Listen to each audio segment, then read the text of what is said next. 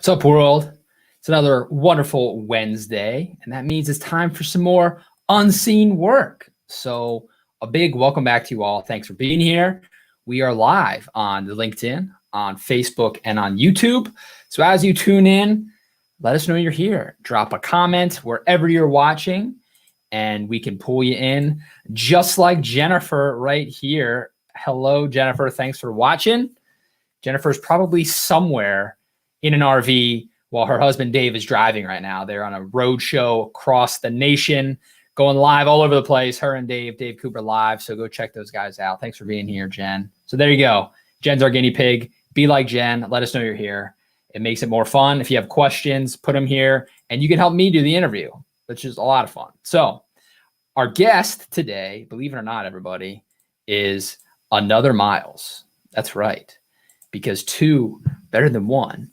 We'll let it slide that he spells it wrong with an I, but that's fine. So that's how you can tell it's a difference. I'm Miles with a Y, he's Miles with an I. We've got Miles Hanson here tonight. He is the owner of HeartFunnels, the creator of Brain Thrive, and this next one's really fun to say. He is a marketing architect focused on eradicating toxic funnelinity. Just that last word. Say it 3 times fast. Funnelinity. Rolls off the tongue quite literally, and that's probably why he did it. He's a marketer extraordinaire. Welcomed him to the stream, everybody. Miles Hanson.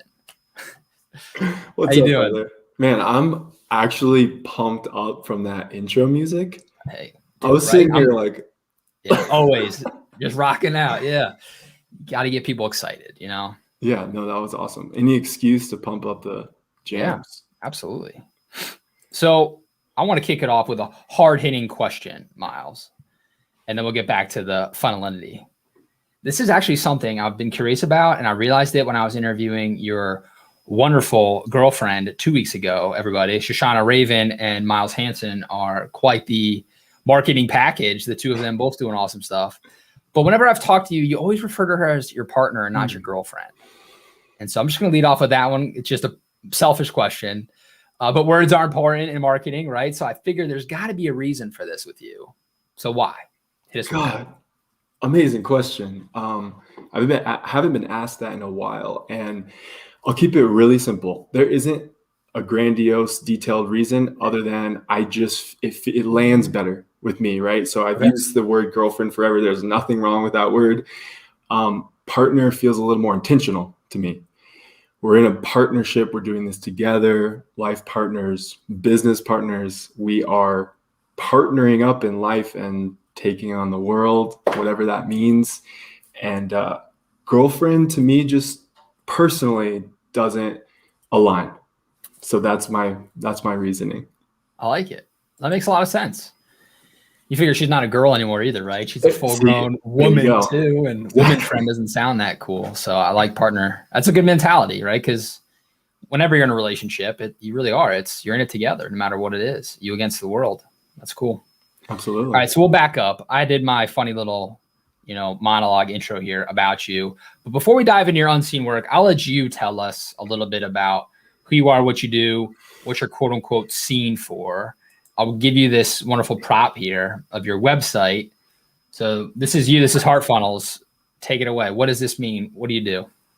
Yeah, man. Well, I'm all about brevity, right? So I'm going to practice what I preach here. Keep it really simple. I got into the marketing world and I realized that what I was doing felt so forced. And marketing's a huge industry. There's so many subsets and there's so many people doing it. So I initially just really gripped onto it. I fell into all of the, what I call now toxic, like bro marketing, toxic marketing, and toxic funnelinity, which is really just like toxic funnels. And I just started having fun with it and learning more and thinking outside of the box. Why does it have to be done this way, quote unquote? Could it just be done this way, which just feels so much better? Can we still get results this way, right? Can we have fun with this thing? So I'm spiritual. I'm a dynamic double Scorpio human. Astrology is pretty neat. I love words. And so I just doubled down on all of that. And ClickFunnels is a big thing, and there's nothing necessarily wrong with it. I don't align with it. And so HeartFunnels is kind of a play on, like, ClickFunnels was the first thing I delved into and got into their culture, as they call it. And years later, I realized how messed up that is for me. It doesn't align. And so HeartFunnels is kind of a play on that, because funnels still work. They're great. They just have a bad connotation. And I'm here to eradicate toxic funnelity and push heart-centered marketing. I like it. And I got to say, just to rag on you a little bit, because I can I get a different like thumbnail on my video? Oh, like this, like, but okay. So another example of stuff Miles has done, he helped me with milesbiggs.com. So this is his website, but if you've been on mine, Miles was a big part of that as well. So I got to just joke with him a little bit here tonight. Yeah, man, I'll upgrade your thumbnail for sure. Nice. Thank you. Really get my good side. Yeah. So I want to rewind all the way back, right? So I joked we're both named Miles. I really feel like a whole bunch of my unseen work stems from my name personally. So I'll give you that background, right? Is I'm named after my grandfather, who was named after his uncle. So growing up, I was just kind of fed this folklore of what it means to be a Miles. Mm-hmm. So Miles J. McManus was my grandfather's uncle. He was the mayor of his town. There's a middle school named after him in Linden, New Jersey, Miles J. McManus Middle School. So that's a big thing. Then you got my grandfather who, was a carpenter and, real estate broker and sold insurance, sat on national real estate boards, was held local office, did all this crazy stuff. And then you got me. And so my whole life growing up, it was okay, what's my Miles thing going to be? Was the positive side. The negative side was kids are horrible. And so, here I am, Miles Biggs, and I'm chubby when I'm younger and not athletic. And so I get into an asthma attack when I run the mile, and you get hit with Miles can't run for miles, or Miles is so big, or my favorite kilometers smalls was what I got.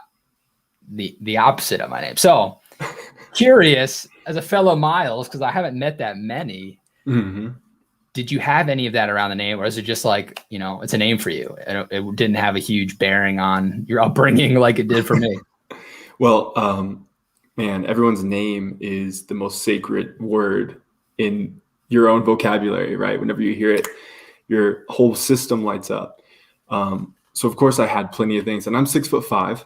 So right there's a simple, you're Miles tall, right? Right. It's so interesting because I was going to ask if you ever had the kilometers thing. I had a group of people that in college, they all called me kilometers, and it was just low hanging fruit. But that's the most distinct one that I can think of. You've got Smiles, which is fun. That's great. That's totally positive. I welcome that. Right. It's funny. I had that one too. In swimming, people call me Smiles. Yeah. That's funny. But other than that, it didn't, I love my name. We have a great name.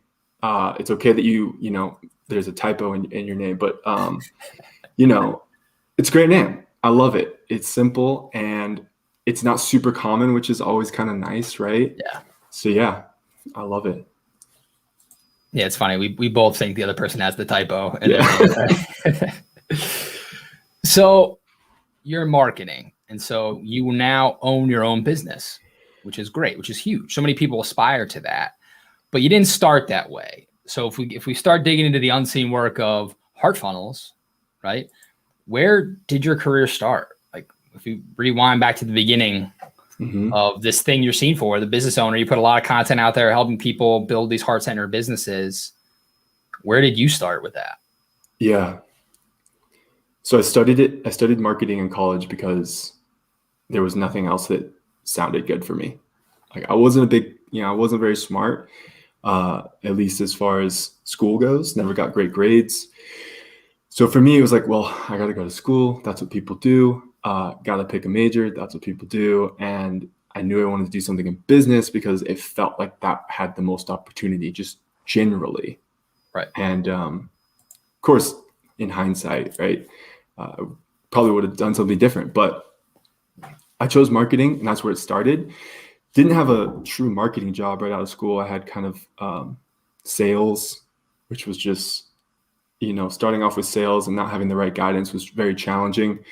So I got a bad taste in my mouth, like right off the bat, the sales, marketing, business world. Then I had a couple of marketing jobs, and again, I just had terrible guidance. Like one was a startup, it was a restoration company, and I was just thrown into the thick of it. And next thing I know, I'm waking up at 2 a.m. because I'm on call on my hands and knees, like ripping out wet carpet out of a home that flooded because I'm working for this restoration company that restores, floods and fires and stuff like that. But I'm the marketing department, but they were short staffed. So that was a year of my life that was like, God, there's got to be something better. I was constantly in the mindset of, I just need to get a job that, looks good to my peers and my parents and is going to pay the bills so that I can live a life. Like that was my ceiling. That was all I wanted. But then I started going on the internet and exploring like ways to make money. I'm sure a lot of people can relate. And that just kind of started the brainstorming. Ultimately, it led me to, like I said earlier, ClickFunnels, which I'm thankful for because it was the start of my entrepreneurial journey where I was like, okay, I can do something on my own. I don't know how or what, but ClickFunnels is going to teach me how to make a shit ton of money, right? And I guess a long story short is I paid for ClickFunnels. I went through the programs. I learned about sales and psychology and funnels and marketing and copywriting, all of it.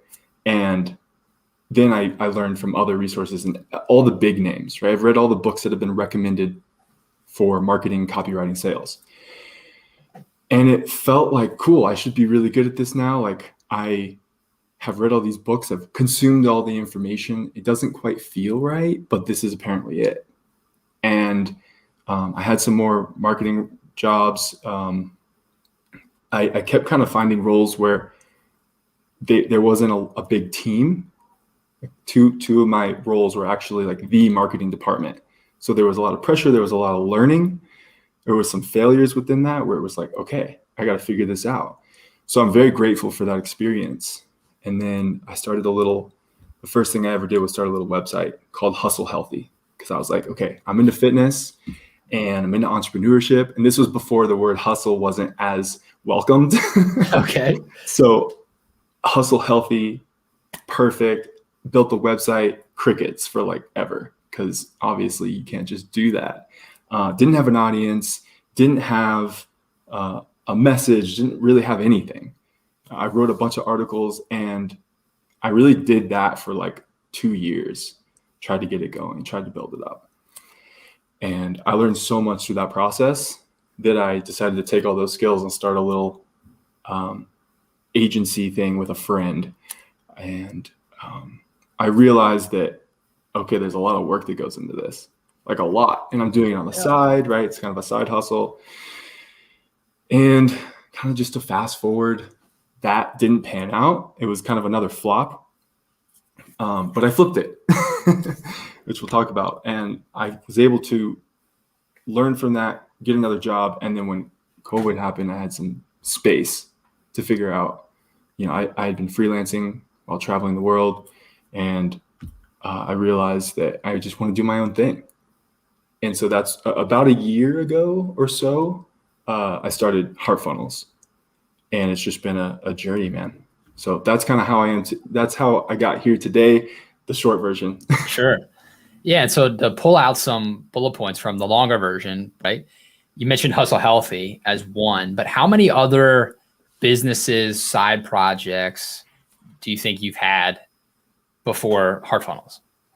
Yeah. So I've learned about myself, and maybe someone can relate. Like I'm a starter. I'm really good at starting things and I have to work hard to finish things, which is a really good pattern to pick up on because there's things you can do, right? Yeah. So I've started a bunch of things. I've had all the ideas, right? I used to literally work my idea muscle by writing out 20 ideas a day and just pumping that iron, right? so to speak. And so I had all these ideas, and I'd say I probably started like 10 of them legitimately, give or take. Okay. And yeah, they all have fizzled pretty much except for like 2 of them. And of the 2 of those, I'm assuming HeartFunnels and Brain Thrive, which we touched on. Exactly. So what's Brain Thrive? Yeah, that's a whole story. But I had brain fog for 6 years in college, and then out of college, severe brain fog. If you don't know what that is, it's a really broad term, but it's basically like you're just living in a foggy state. So you're like a little bit tired, you're lethargic, you can't think straight, you're, a cloudy mind, you're losing your train of thought, you're forgetting things. It's basically a really, really early stage of like Alzheimer's or some sort of neurodegenerative disease. Okay. That, can really turn into something serious 10, 20 years down the road. So I'm very passionate about the brain because I had to basically teach myself how to heal my brain. I went to doctors, I got all the tests and nothing worked. They just kept prescribing me things. And then I'd try it for 3-6 months and nothing would change. Then I finally found someone who's more holistic, more natural, woo-woo.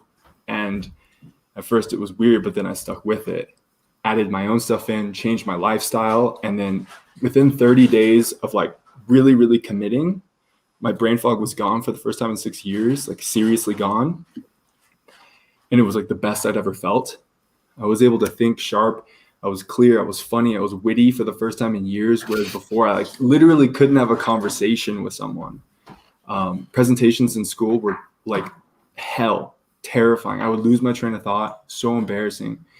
So that's brain fog. Brain Thrive is, I started writing about my story and a bunch of people reached out to me over the past years and I wanted to help them, but it's a big thing. Yeah, I'm asking you, someone who has brain fog, you have to change your lifestyle, probably, at least some aspects of it. So it's typically not a quick fix. So I wanted a real way to help people. So there's a little community. I just did a workshop with 3 brain experts a few months back, and the full program is going to be coming out in the next month or 2 as well. So it's really exciting. And I'm very passionate about the brain. Awesome. And I think probably people watching or listening to this back on the podcast, they're probably saying, that's me, right? That's probably more of us have it, but then think that's just what life is, right? Until you kind of awaken to the fact that it doesn't have to be this way. Just like you mentioned with your career, there's got to be a better way. You don't have to have brain fog or go through that, right? There's, whether it's woo-woo or not, right? There's are things you can do that will help it. Exactly. That's cool. So 10 starts, 2 that have really hung on. I'm going to ask you a question. I'll give you an answer while you think about your answer. Just give you some time to think about this. But I'm sure in all of those 10 things, 10 starts, we'll call them, you've had some really crazy experiences, right? So like crazy clients, weird projects, just like rare opportunities, like knock it out of the park wins, right? But something that's like a crazy odd experience that you can still draw upon today. You look back, you realize, wow, I'm so thankful, like you said a few times, that happened because now I know this and I can level up from there, right? So I'm going to give you, mine's very odd. I promise it'll connect back, but I'll give you mine while you think of yours. So I ran down a hit and run is mine. And so I'll get to how this plays in. But so someone hit me and ran away. So I was sitting at a red light. I got rear-ended and I'm thinking to myself, okay, like that just happened. And I motioned on the guy. There was a parking lot right to the side. I pull in the parking lot. He pulls in behind me and then immediately goes out the other end of the parking lot. And I'm sitting there going like, is this really happening? And I'm watching him go like down a back alley. And I didn't really think twice. All that ran through my head was, I am not paying this $500 car insurance deductible. And I threw it in drive and chased after him down the alleys for like 3 miles. I chased down, took all these turns and was following him, and then saw he parked the car and was running into a house. And I pulled the car right in behind him, immediately called the police, got out and was yelling at him like, you just hit my car, taking pictures of his license plate. Like, didn't even think about this. Afterwards, people are like, you are the biggest idiot. Like, he could have a gun, he could have shot you. Blah, blah, blah. I was like, he didn't. And I got him, and I'm not paying that bill. Turned out it wasn't his car. He didn't have a license. He didn't have insurance. Mhm. I had to go to court then, like crazy stuff. How do I draw upon this experience now, right? In that moment, I realized how I respond in a crisis, right? You think like, what would you do if this happened? Like you give this like crazy scenario, and I realized like, what do? Like, I go into action. Like, I spring into it and I don't think twice. It's like I go into instinct mode. And so I think about that sometimes. Like, so how I draw upon it today, it's like every day you get a rear end by something, right? It's the metaphorical car. You're sitting at your red light waiting to go wherever next in your day, and something blows up your day, right? And I go into action mode and I focus in to get stuff done. I used to think I was the idea guy, like you said, like that muscle, and I had trouble finishing stuff. But when I feel like I'm slipping back into that, I just remind myself, like, you pursued a criminal, and like you're like you went full vigilante and got this guy down. Like, you can tackle whatever this problem is in front of you, right? And so that's, in a way, that odd experience is a bit of my unseen work for how I like the mental game I play with myself on a day-to-day basis. Wow. So that's a great story. Oh my gosh. I'm sure your adrenaline was just through the roof. Oh, it was nuts. I literally didn't even think. I was just like, nope. And just like took off. And I was driving a Ford Fiesta, little 4-cylinder thing. So I'm like, like just like this little like fuel efficient car chasing down this pickup truck. Oh, it was hilarious thinking back on it. But that's incredible. Yeah. So what's yours? I have one, but I have to say that I've tried to run down a car once too, but on foot. Oh, wow. And so this was in Austin, and I was still in college. I was valeting at a restaurant on like a Saturday morning. And my sister went out the night before and parked her car downtown. And she comes walking up to the restaurant where I'm working. Hey, Amanda, like, what's going on? She's freaking out a little bit. She's like, my car is gone. I know where I parked it. I have the keys. The car is gone. As she's telling me this, her car drives by. Oh, man. In front of the restaurant. She's got like all these stickers on the back, so it's very distinctive. And I like yell, there's your car. And what did I do? What do you do in that situation? Well, you probably call someone. I don't think I had my phone on me, so she called. But I just took off running. I knew the streets really well. There's an alley. And so I took off running. Like, what am I going to do? But dude, nice. You went like full on Spider-Man. Oh, yeah. Awesome. Yeah. I was like hauling. It was like the fastest I've ever run. And so this car, I see it turn right. So I cut through this alley. And sure enough, I come out the alley and it's right there. Like, if I was in a movie or something and had a gun, I'd shoot the tires. I don't know. But I pretty much just watched it go by. It turns out it was like a gang that stole cars. They had stole her car. And anyway, there's a whole mess that happens after that. But she got the car back and everything was fine. But I guess I kind of have that too, man. I guess I just click into it when it's when the same name. We both chase down criminals. This is awesome. I love it. So what about business for you? Yeah. About that, because you think about marketing, it's a crazy world, like you said, and there's a lot of psychology. And even within marketing, there's the copywriting, there's the visual creative, there's the strategy.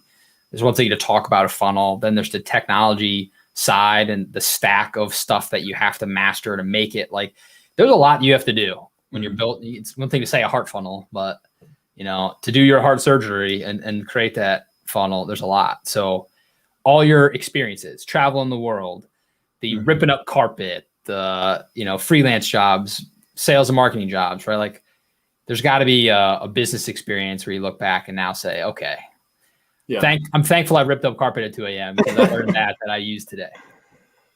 Well, man, I do have some stories. The one that just won't leave my mind, though, we'll see if it fits, was kind of early on years ago when I decided to try like live events, like get people to show up to a live event, pre-COVID, of course. And so I booked a place here in Colorado, like up north, like 3 years ago, and came up with the topic, like planned out this whole presentation, practiced the presentation, ran some ads to try to get people to show up. And each day that it got closer and closer to the presentation, no one had signed up yet, but I had like paid for the spot and was put all this time and sweat equity into it. And I show up and no one showed up, and I gave the presentation to no one. Instead of leaving and saying, Nice. shoot, like I'm a failure, it was a pivotal moment for me that was like, if I believe in myself, which I do, then go through the motion, practice, like use this as an opportunity to prove to yourself. So I gave the entire presentation. It was like probably 45 minutes long. And the hardest part for me was people walking by, seeing me, like giving me weird looks. Who's he presenting to? What is this guy doing? That's funny. And so it was a big test for me to follow through, right? Even if it's not showing. Yeah, even if it's not like the analogy, like the plant hasn't grown yet or whatever. Like I believe in it. I'm watering it regardless, like the bamboo analogy. So that was that always sticks with me, is like, I'm really happy I did that, because now I can look back on that and say, yeah, that was when things really started to shift for me. And I believed in myself to show up no matter what. I love that. Yeah, it's like a defining moment. You could be the quitter, right? Or you give it no matter who's there. Like you finish what you started and you said you're going to do, and you did. That's awesome. Yeah, and I could have made that like a terrible day. I could have been like my worst day of the year or month or whatever. But I felt good afterwards. I was like, nice. I can do more, and eventually people will show up. Right? Yeah, absolutely. Well, it's like this, right? Like I remember releasing my first podcast, kind of like you said about building Hustle Health, and you're like, all right, come on, everybody, where's my millions of views or visitors? And you get like your mom calls you like, it looks great, honey. And that's about it. So I get it. And then you just got to keep doing it though. Like keep giving those presentations, putting the stuff out there. And eventually that's what the unseen work is, right? It pays off. 100%. So you said failure a little bit. You even mentioned flip and flop a little bit. You got something else? Can I pause you for like 1 second? Yeah. My cat is freaking out. So can I just put her in a room really quick? Because she's going to make a lot of noise. She's running back and forth. Help the cat. Sorry. And I'll monologue. All right. So this is what happens on a live stream, everybody. Miles has a cat problem. We're going to fix that cat problem. And while we wait for him, we'll see him pop up to the screen. I'm going to touch on the bamboo thing that he referenced. The bamboo thing he referenced was part from my TED Talk, where I talked about how if you plant a bamboo seed, it actually takes 5 years of watering and soil cultivation before you see anything on the surface. And during those 5 years, the bamboo plant is growing its root system. And when 5 years and 1 day happens, bamboo can actually grow to be up to 80 feet tall in 6 weeks or something like that. A crazy amount of exponential growth that you see, but it's only after all these years of something you don't see. So when he mentioned bamboo, it's back now, that's what he was referencing. So go watch the TED Talk if you haven't. Good nuggets like that. That's great. Love it. So cool. I didn't even hear the cat, man. You're doing good. Yeah. So the flip and the flop, you mentioned it a few times, and even gave a few examples of the flip and the flop. But for people watching, I got my tickers in full force here. If you're listening to the podcast, you should be here live. Join us next time. But a flip is fail, learn, improvise, pivot. And so you've talked about failure, which I love. I've learned to love it. Like I'm total flip guy now. Like once I like came up with this acronym, I just like in my brain, it goes all day. Like, how can I flip this? Like everything's a pancake. I just need to flip, right? It's just funny. What have been some flips for you? Like when you look back, you really feel like you took it and made it work. And likewise, maybe they're one and the same, right? The flop, the fail, lie, obsess, pretend, where you weren't able and you kind of just had to walk away. Or if you had any flops, you weren't able to turn to flips. You know this. Yeah. You were using it on me earlier. So which one do you want to start with? Flip or flop? Let's do flop first. Flop. All right. It works chronologically as well, because pretty much after maybe like the first 2 attempts, Hustle Healthy, I mentioned I started a kind of just like a marketing agency, like content creation, with a friend. And we put the plan together, we built the website, we made the logo, like, all the important stuff that you have to do first. Sure, yeah. Before it's a legitimate. What everybody cares about is the logo. Not sales. That comes like way later. Right. Sarcasm. So we did all that. We put the, maybe like a month into like planning this thing, and we started reaching out to people, and it was just crickets. And it wasn't a good fit, right? So she ended up kind of like backing out. Like, she didn't have the time for it. It was a side hustle for both of us. And I was working my ass off, like trying to just find people who would pay it. Like, we built these little packages, like, you can pay us, $1,000 and we'll write like 2 articles, do social posts, like that kind of thing. Yeah. And couldn't find anyone. And it was starting to look like a flop. And then I did find one client, and it was through Instagram, and it was pretty lucky, and it was like a perfect person, and they agreed to do it, but at $400 less, so $600 a month instead of $1,000. And I was like, okay, whatever. That's still, that's good. We'll take it. And so it's just me, and I'm creating a ridiculous amount of content, working way too much, learning that this isn't exactly what I planned it to be. And then I had to like front load all this content because I went to Europe with my friend. And so I put out a bunch of content, planned it, scheduled it for him so that I could like enjoy my vacation. And he had hired like a Facebook ads person to run something to his funnel that I'd kind of helped him with. And then I'm on vacation. I'm literally at like I forget what it's called, a huge concert. And I was seeing the Gorillas, and it was like nice. The time of my life. There may have been substances involved. I'm not going to say anything here, but I was feeling really, really good. And I looked down at my phone because earlier in the day I had texted him, how's everything going? I looked down at my phone and I see, can I cuss on here or no? Yeah, you can. That's fine. Okay. Fucking terrible. And my heart sinks, and my high that I had gone, which is like insane because I was so happy. Sure. Just surround like friends, having a great time, and it's just completely gone. My whole energy. My friends are all still having a good time, and I'm just like neutral. And so at that moment I was like, wow, what am I doing? Like, this is so embarrassing. It's a total flop. Turns out it wasn't any fault of mine, but I took 100%, right? It was the Facebook ads person had screwed something up. Got it. It was completely unrelated to me, but I took it on. So I got to feel that. And I get back and I'm like, okay, I'm going to hire people to help me because this is way too much work. So I start trying to hire people, and it just goes on and nothing's really working. And I gave up. I flopped. It was like, okay, you know what? This isn't for me. I don't want to have to like manage this whole thing. It wasn't clicking. I couldn't find the momentum. So I pulled the plug on it. I learned a lot, right? But it technically was a flop. Okay. And I could find ways to like blame, because what is it? It's pretend. So I could pretend, that I didn't give up because, there were certain things that I took from that, but I don't know. I internally, like, I quit. I could have kept going. I could have kept iterating, but I flopped. So that's my flop. No, I think it's a good point too. Like, you could have kept going. Like, you could have flipped it if you wanted to. Mm-hmm. Sometimes you just don't want to. That's why I love, like, the more I explore the flop with people, it's not always a bad thing, right? Like, sometimes you have to say no and just stop stuff. Mm-hmm. Or you flop on a bigger thing. Like, you'd rather flop on a little thing like that than a bigger thing down the road because you hired 12 people to sustain this thing that wasn't going to work anyway. And now you're in all this debt, and it just kind of like gets worse.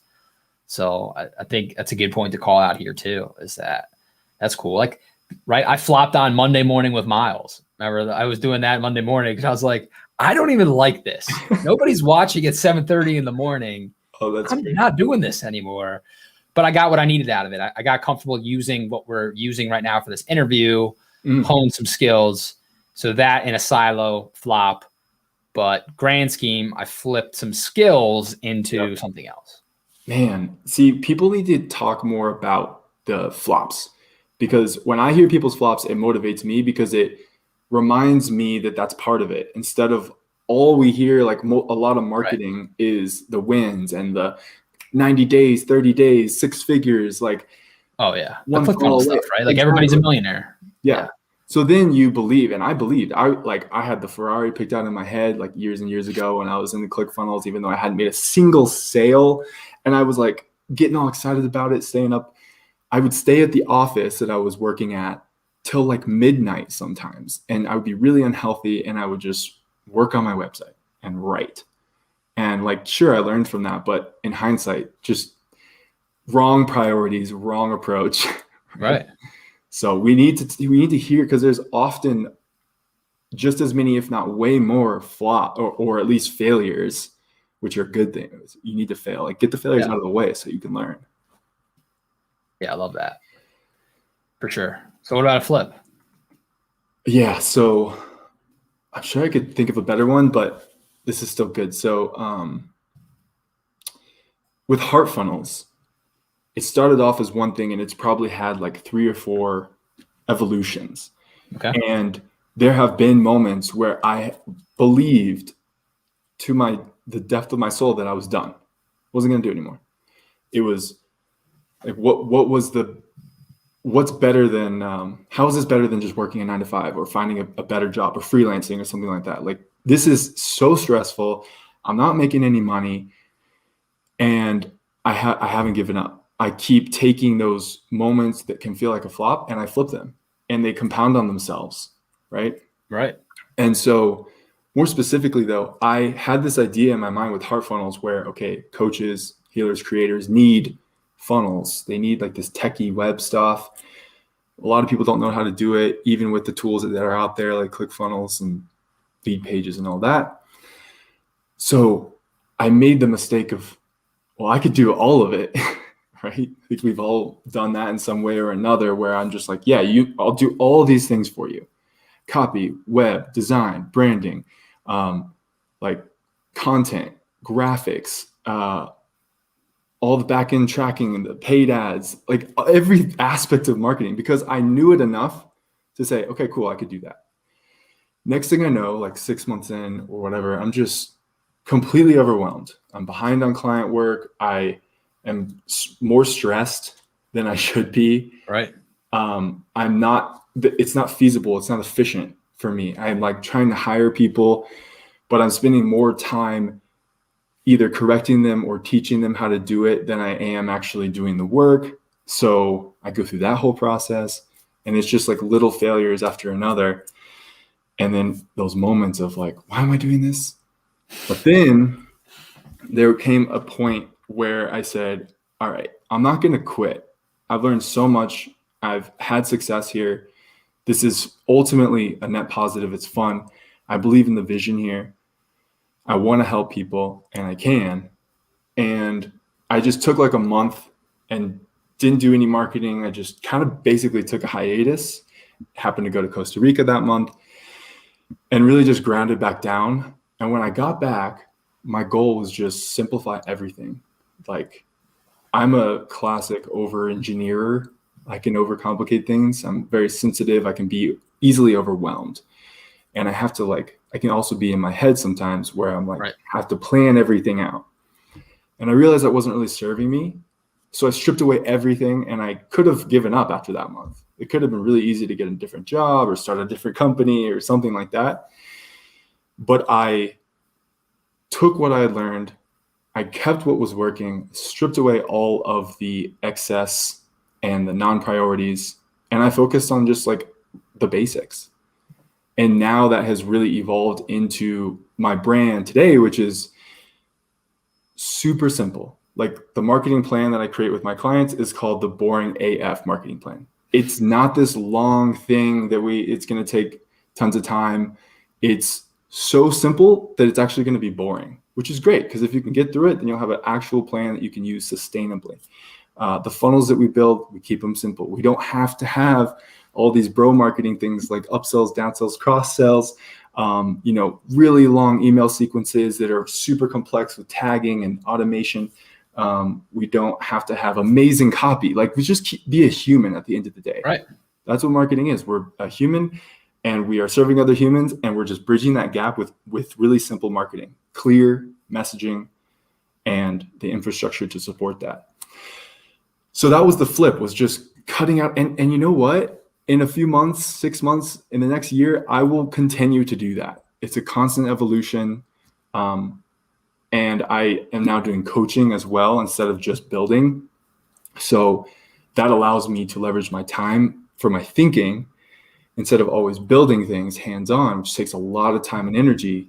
Now I can transfer what I've learned and my thinking over to clients. So I'm just evolving, and it's so fun. It's funny. I just thought about this as you're talking. You'll continue to flip. In many ways, it's like flip stacking, right? It's like you flip instead of just forward. It's like you're flipping up. Like they compound. They build on it. Yeah, it compounds, and it's like you're stacking them to get higher and higher and higher. That's really super cool. Yeah. Flip stack. I made a pancake analogy earlier. It's a stack of flips. Oh man, I'm funny to myself. Making me hungry. So why do you think, I'm curious about this, because I've started and stopped other things too, but there are certain things where I'm like, I really don't care what happens. I'm never going to stop doing this. What do you think it is for you about HeartFunnels where you could have stopped like you did with Hustle Health, but you're not?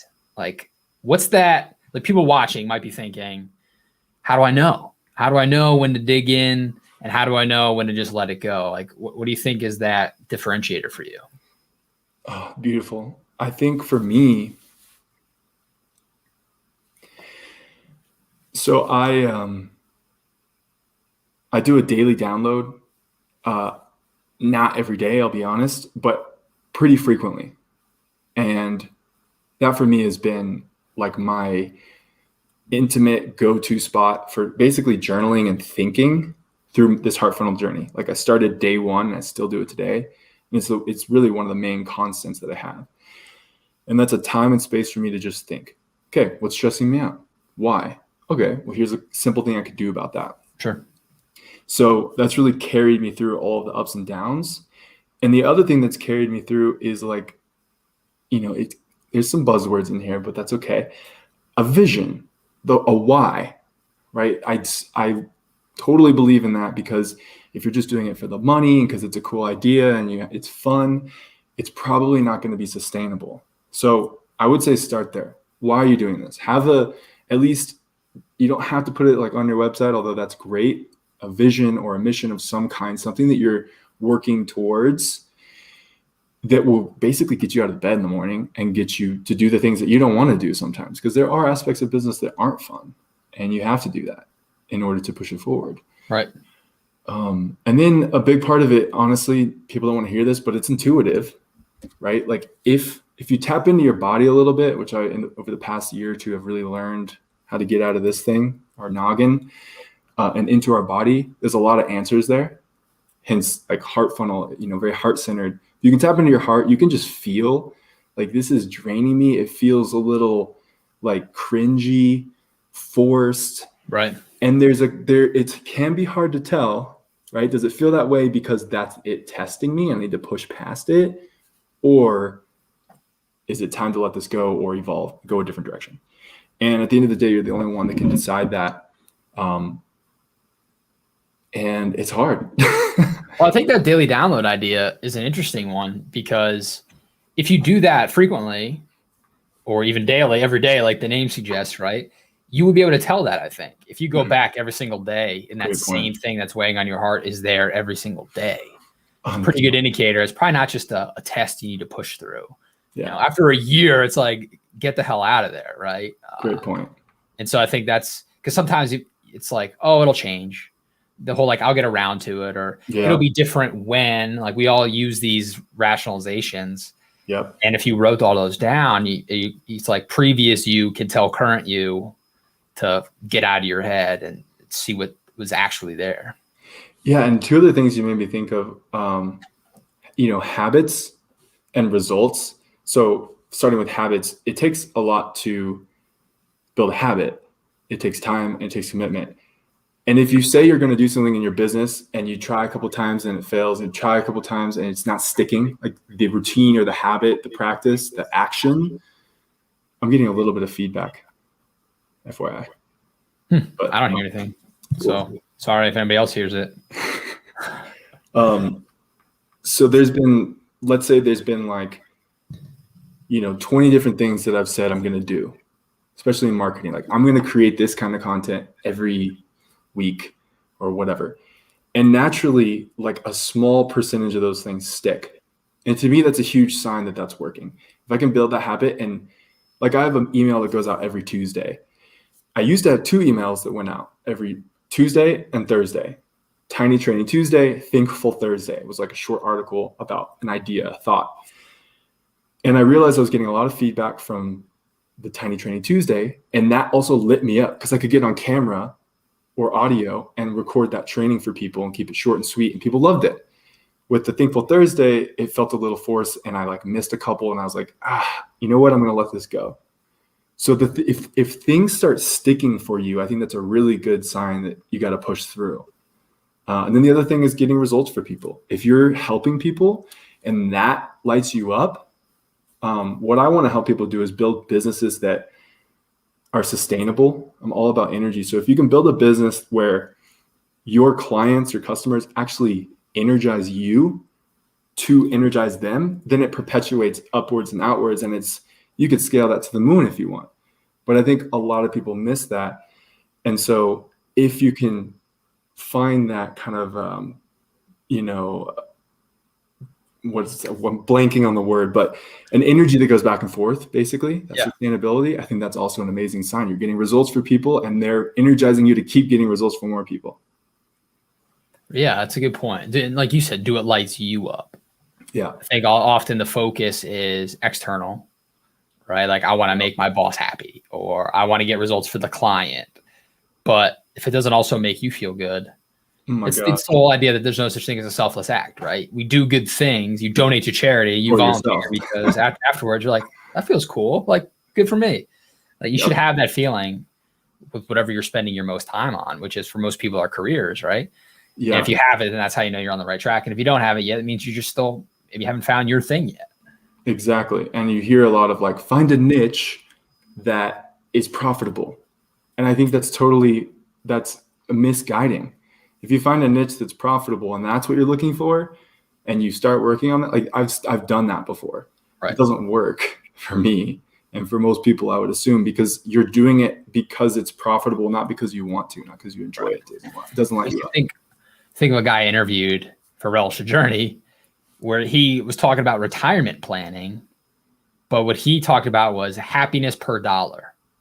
Like, it gets to a point, like when you're getting ready to retire, it's like, I could keep working to make all this money to retire, or I could just retire and like, just what am I getting all the happiness out of these dollars? Would I be happier with less dollars, but doing the things I love? And it's like, so I think it's maybe not don't look for profit, but how do we define profit? Like, it's not just dollars, it's something else. 100%. Yeah. I never want to put money down. What I did say, don't do it for money, but what I mean by that is have intention behind that. Of course, we're doing it for money, but money also only do it for money. Right? Yeah, exactly. Like, money gets us whatever it gets us: freedom, time, material things, charity, giving back, stuff like that. Like, what is that for you? Yeah. I feel like we're kind of touching on this a little bit, and I've talked to you about this idea, my point C idea, right? That, the oh shit moment that comes when you actually reach your goal and hit point B, and it's like, what do I do next? You kind of touched on this with like the flip stack, right? But more like specifically to ask the question, what do? You go from point A to point B, you're looking down the barrel of point C. What are things you've done to address that feeling of, oh no, I did what I said I was going to do. What do I do next? Oh man, let's see. Well, going back to that, like, a journaling period, right? Going internal, being introspective. There's so many answers in there. We're a very logical, external, masculine world. There's nothing wrong with that, but balance, harmony, right? Yin, yang. Right. So going internal, remembering your vision. If you hit a goal, awesome. If you hit a milestone, for me, it's like, first of all, celebrate. I forget to celebrate sometimes. My lovely partner, if I get a sale or hit a goal, she celebrates more than I do. It's like, oh shoot, okay, I got to remember to do that, because what's the point if you're just going from goal to goal and it's endless, right? So definitely, I'm all about slowing down, being patient, breathing, hitting a goal, and then reevaluating like what's the next thing, and give yourself some time to celebrate. All of that. I'm guilty of it too. Maybe there is something in the name, Miles. We got a lot of similarities here. Or like my celebration will be like, you know, something that my wife wants. I'm like, here, you can celebrate. Yeah. I'll get here's how we're celebrating. But yeah, it is important, because you said, what's the point? If you're not loving it, if it's gonna light you up, like you said, what's the point? Why would you go from B to C and C to D if it's just like an moment, right? I like that. There is weird fear in there though when you hit a goal and milestone. It's like, because we humans, we actually thrive off of the doing, the action, the journey, right? Relish the journey. Like that is what fuels us, lights us up, makes us feel fulfilled. You know, when people retire and they're not working anymore, what happens? They get bored. They kind of lose their life a little bit, like their life energy. And often they go back to work or start a business, do something else. So yeah. Yeah, that was that thought. That was that thought. It's like Forrest Gump, and that's all I got to say about that. Well, man, I got all my questions in. I love talking to you. It's been almost an hour. Is there anything, as you think of your unseen work, that you feel like we've left unsaid and you want to touch on? At this moment, I feel really good about this conversation. Doesn't feel like it's been an hour. It's been really fun. So thank you. Yeah, I mean, relish the journey, man. Do the unseen work. We need to talk about unseen work more, because again, like, it's just so important. If you're gonna start a business and like do your own thing, it takes a lot of energy. It takes a lot of learning and growing. And to think that that's easy is just, you're going to be misguided. It's a wrong expectation. It can be simple. It can be enjoyable. But you got to do the unseen work. So, yeah, because if I share this again, right, it's like we see the happy, smiling Miles, you know, in his beautiful landscape, and it's like, wow, look at this guy. He owns his own business. He's making heart-centered marketing ecosystems for coaches. Like, he popped out of the womb doing this, right? It's so easy. They don't see, right, hustle healthy and all the things that got you here, that, you know, flips and flops alike, all that stuff, right? So I'm with you. It's like having more of these makes it normal to fail, and not like an end of the world that, oh my God, I've quote unquote failed. It's like, let's have that conversation. So I appreciate you sharing those with us. Yeah, it's almost like, can we make failing a positive thing and actually say, go like micro fail in a safe way, like 10 times. You don't set out with that. Of course, it's always like it's so funny, because I'll start something and I'll believe like, this is it, right? I wouldn't do it if I didn't believe in it, if I didn't think this was it. But a future Miles is just smiling at how cute that version of me is, because I don't know what I'm doing.